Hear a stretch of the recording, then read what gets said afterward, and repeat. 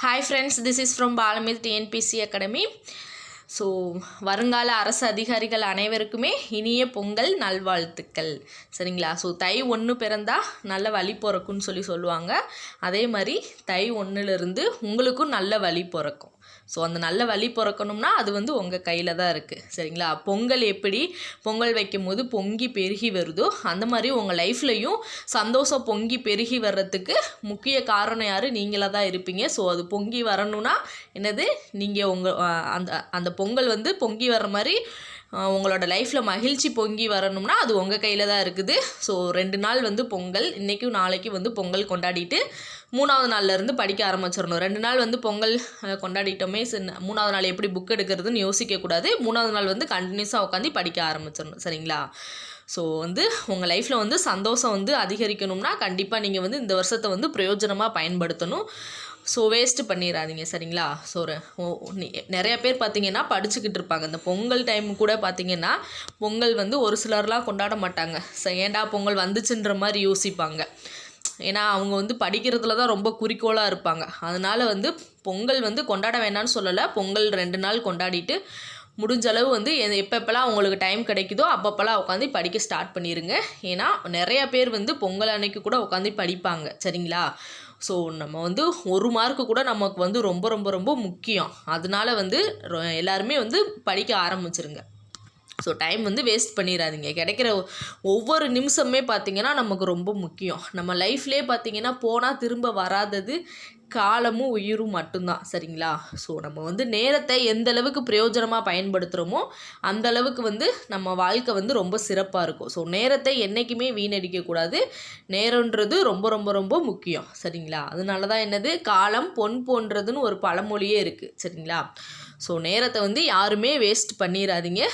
Waste பண்ணிட்டீங்கன்னா திரும்ப exam எப்போ 2026 இல்லை 7 தான் வரும். ஸோ இந்த வருஷத்தை விட்டுட்டிங்கன்னா உங்களுக்கு 2-3 வருஷம் நீங்கள் வெயிட் பண்ண வேண்டியதாக இருக்கும். அதனால் யாருமே டைமை வேஸ்ட் பண்ணிடாதீங்க.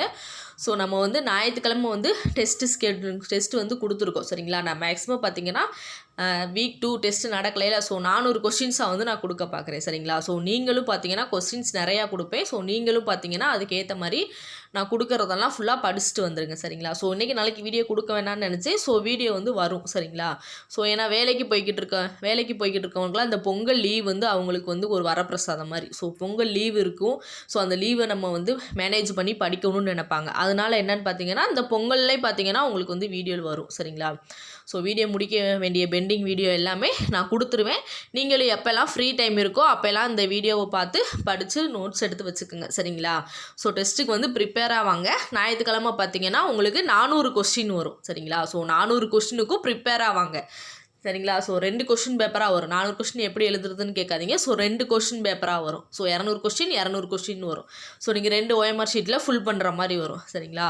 ஸோ உங்களுக்காண்டி தான் நான் கஷ்டப்பட்டு 400 கொஸ்டின் எடுத்து வச்சுருக்கேன். ஸோ அதனால் தொடர்ந்து படித்து அந்த 400 கொஸ்டினில் 200க்கு 200. சரிங்களா? ஸோ 2 கொஸ்டின் பேப்பர்னால 2 மார்க் நீங்கள் என்ட்ரி பண்ணுற மாதிரி இருக்கும்.